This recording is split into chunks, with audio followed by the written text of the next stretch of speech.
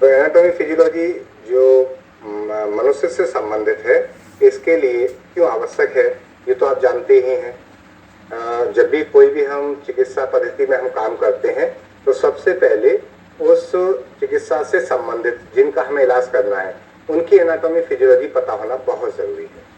तो हम ह्यूमन की बात कर रहे हैं और ह्यूमन एनाटॉमी फिजियोलॉजी हमें जाननी बहुत ज़रूरी है।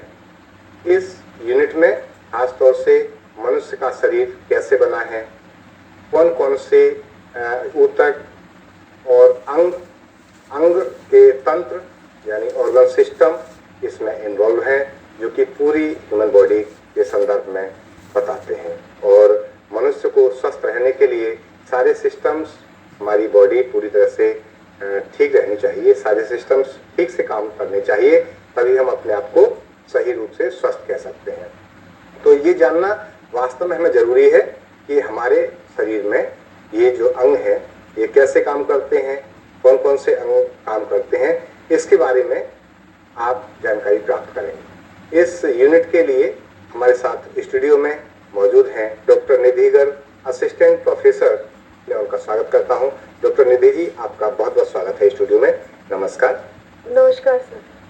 तो आज हमारे जो स्टूडेंट्स हैं उनको कम्युनिटी हेल्थ ट्रेनिंग प्रोग्राम के अंतर्गत जो एनाटॉमी फिजियोलॉजी है उसके बारे में आप इनको टीचिंग करें। नमस्कार शिक्षार्थियों, जैसा कि सर ने बताया कि आज हम मानव शरीर रचना एवं क्रिया विज्ञान के बारे में बात करेंगे। तो सर ने बता ही दिया है कि हमें ये जानना क्यों आवश्यक है कि मानव शरीर की रचना कैसे हुई है, कैसे बना है और इसमें कैसे कैसे क्रियाएं होती हैं, ताकि हम जिस क्षेत्र में कार्य कर रहे हैं उसको हम अच्छे से जान सकें और अच्छे से हम अपना काम कर सकें। तो आइए हम सबसे पहले जानते हैं कि मानव शरीर क्या है, उसके बाद हम आगे बात करेंगे। जैसा हम जानते हैं कि मानव शरीर विभिन्न संरचनात्मक स्तरों का एक जटिल संगठन है, जिसका आरंभ परमाणुओं, अणुओं एवं यौगिकों से होता है तथा कोशिकाएं, ऊतक, अंग एवं संस्थान या तंत्र परस्पर मिलकर संपूर्ण मानव शरीर का निर्माण करते हैं। मानव शरीर को जानने के लिए आज इस कार्यक्रम के माध्यम से शरीर रचना तथा शरीर क्रिया के विषय में हम कुछ जानकारी प्राप्त करेंगे। सबसे पहले आइए जानते हैं मानव शरीर। हमारा शरीर कोशिकाएं, ऊतक, अस्थियां, पेशियां, तंत्रिकाएं, त्वचा तथा आंतरिक अंग यथा हृदय, यकृत जैसे लीवर, फेफड़े आदि से मिलकर बना है। विज्ञान की वह शाखा जिसमें शरीर के विभिन्न अंग प्रत्यंगों की प्राकृतिक रचना अर्थात मानव शरीर रचना तथा उसके विभिन्न अंगों के पारस्परिक संबंधों का अध्ययन किया जाता है, उसे शरीर रचना या एनाटॉमी कहते हैं। जैसे कि इस परिभाषा से हम जान पा रहे हैं कि विभिन्न अंग प्रत्यंग की प्राकृतिक रचना अर्थात वो कैसे बने हैं शरीर में, उनकी बनावट कैसे है, उनके विभिन्न अंगों के साथ में संबंध कैसे हैं, इसका अध्ययन किया जाता है, उसे शरीर रचना विज्ञान कहते हैं। विज्ञान की वह शाखा जिसमें शरीर के विभिन्न अंग प्रत्यंगों की प्राकृतिक क्रिया अर्थात शरीर में मौजूद भिन्न भिन्न अंगों एवं तंत्रों के कार्यों तथा होने वाली क्रियाओं का वर्णन किया जाता है, उसे शरीर क्रिया विज्ञान अर्थात फिजियोलॉजी कहते हैं। शरीर क्रिया विज्ञान चिकित्सा विज्ञान की वह शाखा है जिसमें शरीर में संपन्न होने वाली क्रियाओं का अध्ययन किया जाता है।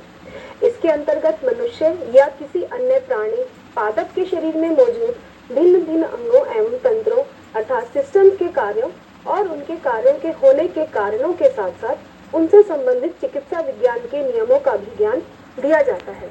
उदाहरण के लिए कान सुनने का कार्य करते हैं और आंखें देखने का कार्य करती हैं, लेकिन शरीर क्रिया विज्ञान सुनने और देखने के संबंध में यह ज्ञान कराती है कि ध्वनि कान के पर्दे पर किस प्रकार पहुंचती है और प्रकाश की किरणें आंखों के लेंसों पर पड़ते हुए किस प्रकार वस्तु की छवि मस्तिष्क तक पहुंचाती है। इसी प्रकार मनुष्य जो भोजन करता है उसका पाचन किस प्रकार होता है, पाचन के अंत में उसका आंतों की भित्तियों से अवशोषण किस प्रकार होता है, ये सब हम शरीर क्रिया विज्ञान के माध्यम से जानते हैं। मानव शरीर असंख्य छोटी छोटी कोशिकाओं से इकाइयों से बना है। इन इकाइयों को कोशिकाएं कहा जाता है। कोशिका शरीर का एक बहुत ही सूक्ष्म रूप है जिसे माइक्रोस्कोप की सहायता से ही देखा जा सकता है। यह शरीर की एक संरचनात्मक व क्रियात्मक इकाई है जो स्वतंत्र रूप से जीवन की क्रियाओं को चलने की क्षमता रखती है। कोशिका की रचना के अंदर कई एक सम्मिलित अंग आते हैं जिनके सामूहिक रूप को हम कोशिका कहते हैं। कार्यों की विभिन्नता के कारण कोशिकाओं के आकार एवं आकृति में अंतर होता है, लेकिन कुछ रचनात्मक विशिष्ट गुण उन सभी में समान रहते हैं। तो आइए इन विशिष्ट रचनात्मक गुणों तथा मानव शरीर रचना एवं शरीर क्रिया विज्ञान को बेहतर ढंग से समझने के लिए शरीर की इस लघुतम इकाई कोशिका का ज्ञान प्राप्त करते हैं। सबसे पहले जैसे हमने बात करी कोशिका, कोशिका मानव शरीर की लघुतम मूलभूत संरचनात्मक स्ट्रक्चरल व क्रियात्मक फंक्शनल इकाई है। मानव कोशिका का निर्माण अंदर से बाहर की ओर 3 भागों में होता है। सबसे पहले अंदर की तरफ केंद्रक, जिसे हम न्यूक्लियस बोलते हैं। उसके बाद कोशिका द्रव्य, जिसे साइटोप्लाज्म बोलते हैं। तीसरा है कोशिका झिल्ली अर्थात सेल मेम्ब्रेन।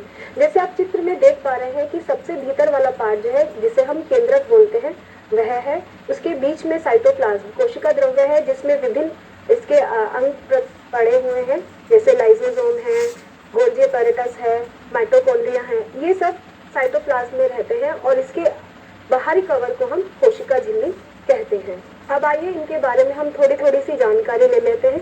केंद्रक जैसे न्यूक्लियस है, इसको लाल रक्त कोशिकाओं को छोड़कर शरीर की सारी कोशिकाओं के बीच वाले भाग में एक गोलाकार रचना होती है, जिसे केंद्रक या न्यूक्लियस कहते हैं। यह कोशिकाओं की क्रियाओं को नियंत्रित करता है। कंकालीय पेशी और कुछ दूसरी कोशिकाओं में एक से अधिक केंद्रक होते हैं। केंद्रक कोशिका का सबसे बड़ा अंगक होता है तथा यह कोशिका कला के समान दोहरी परत वाली मेम्ब्रेन से चारों ओर से घिरा रहता है, जिसे हम केंद्रक कला या न्यूक्लियस मेम्ब्रेन कहते हैं। न्यूक्लियस के अंदर न्यूक्लियोप्लाज्म में सूत्रवत रचनाएं पाई जाती हैं, जिन्हें गुणसूत्र अर्थात क्रोमोसोम्स कहते हैं। क्रोमोसोम में दानेदार संरचना समाविष्ट होती है, जिसे जीन कहते हैं। ये एक पीढ़ी से दूसरी पीढ़ी तक आनुवांशिक गुणों को पहुंचाने का कार्य करते हैं। कोशिका द्रव्य, केंद्रक के अलावा कोशिका के अंदर के पूरे भाग को कोशिका द्रव्य अर्थात साइटोप्लाज्म कहते हैं। यह अर्धघन अर्थात सेमी सॉलिड होता है। कोशिका का जीवन इसी साइटोप्लाज्म पर ही आश्रित रहता है और इसी पर कोशिका की समस्त मूलभूत जीवन क्रियाएं जैसे श्वसन, पाचन, उत्सर्जन, वृद्धि, मेटाबॉलिज्म आदि निर्भर करते हैं। जैसा कि आप कोशिका के चित्र में देख सकते हैं, देखा है हमने कि इसी में कोशिका के अंगक और जैसे माइटोकॉन्ड्रिया, गोल्जी बॉडीज, अंतर्द्रव्य जालिका, एंडोप्लाज्म रेटिकुलम होते हैं। कोशिका झिल्ली, यह एक बाहरी पतला आवरण है जो कोशिका द्रव्य के चारों ओर विद्यमान होता है। यह वसा, प्रोटीन तथा लवणों की 2 परत वाली झिल्ली है। कोशिका कला से ही समस्त कोशिकाओं को सहारा मिलता है तथा कोशिका का एक अलग अस्तित्व बना रहता है। कोशिका कला बाह्य उत्तेजनाओं को ग्रहण करती है। इससे ही कोशिका रक्त से पोषक तत्वों एवं ऑक्सीजन को ग्रहण करती है तथा अनावश्यक पदार्थों का बाहर निकालती है। कोशिका कला कोशिका के अंदर बाहर आने जाने वाले पदार्थों जैसे ऑक्सीजन, जल, कार्बन डाइऑक्साइड, ग्लूकोज आदि पर नियंत्रण रखती है तथा इस प्रकार यह साइटोप्लाज्म की रासायनिक संरचना को बनाए रखने में सहायक होती है। जैसा कि हम जानते हैं कि मनुष्य एक बहुकोशीय अर्थात मल्टीसेलुलर प्राणी है। रचना तथा कार्य में कोशिकाएं एक दूसरे से भिन्न होती हैं, ये तो हमने अभी जाना है। और एक प्रकार की कोशिकाएं एक ही प्रकार के कार्य करती हैं और एक ही वर्ग के ऊतकों जैसे हड्डी, उपस्थि, पेशी आदि का निर्माण करती हैं। हर ऊतक का अपना एक खास कार्य होता है। कोशिकाएं ऊतकों का निर्माण करते समय आपस में एक दूसरे से विशेष पदार्थ के द्वारा जुड़ी रहती हैं। इस पदार्थ को अंतराकोशिकीय द्रव्य इंट्रासेलुलर फ्लूइड कहते हैं। बहुत से ऊतक मिलकर शरीर के अंगों का निर्माण करते हैं, जैसे आमाशय, गुर्दे, मस्तिष्क आदि। तो आइए जानते हैं कि ऊतक क्या है और कितने प्रकार के होते हैं, उनके कार्य क्या हैं। ऊतक समान गुणों वाली, एक ही आकार की तथा एक विशिष्ट क्रिया या कार्य को करने वाले अनेक कोशिकाओं के समूह को ऊतक कहते हैं। जैसे हमने अभी पीछे जाना कि कोशिकाएं जो है एक समान गुण वाली होती हैं, अलग अलग कार्य को करती हैं। तो जो कोशिकाएं समान गुण वाली है, एक जैसे गुणों वाली है, एक ही आकार की है और एक ही विशिष्ट क्रिया को करती है, उनके समूह को हम ऊतक कहते हैं। इन्हें मुख्यतः 4 समूहों में विभाजित किया गया है। उपकला ऊतक, एपिथेलियल टिश्यू, संयोजी ऊतक, कनेक्टिव टिश्यू, तीसरा है पेशी ऊतक, मस्कुलर टिश्यू, चौथा है तंत्रिका ऊतक, नर्वस टिश्यू। आप चित्र के माध्यम से इनको देख सकते हैं कि ये कैसे दिख रहे हैं, ये कैसे होते हैं। आइए सबसे पहले जानकारी लेते हैं उपकला ऊतक के बारे में। एपिथेलियल टिश्यू, यह शरीर के भीतरी तथा बाहरी आवरण का निर्माण करता है। उदाहरण के लिए त्वचा तथा श्लेष्मा झिल्ली म्यूकस मेम्ब्रेन। जो हमारी त्वचा है वह उपकला ऊतक से बनी होती है और अंदर की जो म्यूकस मेम्ब्रेन है वह भी उपकला ऊतक से बनी होती है। ये ऊतक अवशोषण, एब्जॉर्प्शन, स्राव, सिक्रीशन, रक्षा, प्रोटेक्शन और उत्सर्जन, एक्सक्रीशन का कार्य करते हैं। ये कई प्रकार के होते हैं, जैसा कि हम चित्र के माध्यम से देख रहे हैं कि उपकला ऊतक के विभिन्न प्रकार हैं। सरल घनाकार उपकला है, सरल शल्की उपकला है, सरल स्तंभाकार उपकला है, मिश्रित स्तरित शल्की उपकला है। अब जानते हैं संयोजी ऊतक, कनेक्टिव टिश्यू के बारे में। यह विभिन्न ऊतकों को जोड़ता है अर्थात संयोजन प्रदान करता है। ये भी कई प्रकार के होते हैं। उदाहरण के लिए रक्त, जिसे हम ब्लड कहते हैं, अस्थि, बोन्स, उपास्थि, कार्टिलेज, वसीय ऊतक, एडिपोज। इनका कार्य है अंगों को आच्छादित करना, उन्हें सही स्थान पर रखना तथा शरीर को एक ढांचा प्रदान करना। आप चित्र के माध्यम से विभिन्न प्रकार के संयोजी ऊतक देख सकते हैं।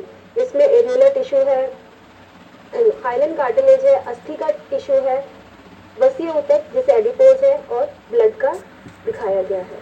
पेशी ऊतक, जिसे हम मस्कुलर टिश्यू बोलते हैं, यह शरीर की गति में सहायक होते हैं और इनकी कोशिकाएं संकुचित हो सकती हैं, अर्थात ये छोटी बड़ी हो सकती हैं।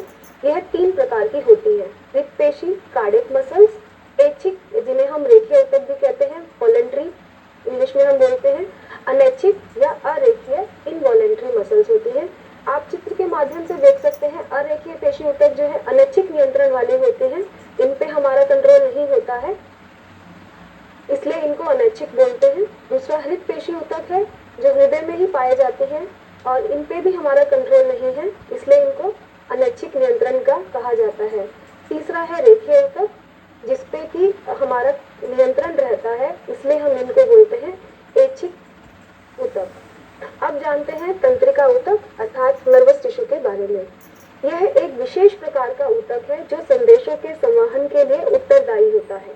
इसकी इकाई को न्यूरॉन कहते हैं।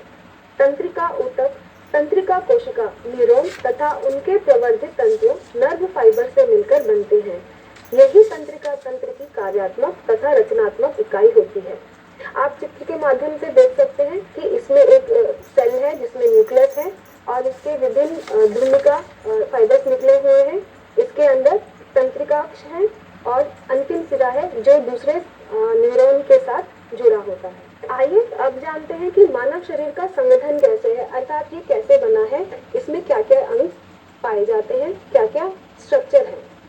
मानव शरीर में एक धुरीय या अक्षीय भाग जिसे हम एक्सियल बोलते हैं तथा उपांगीय अपेंडिकुलर भाग होते हैं। धुरीय भाग में सिर, गर्दन तथा धड़, जबकि उपांगीय भाग में ऊपरी व निचले अंग शामिल होते हैं।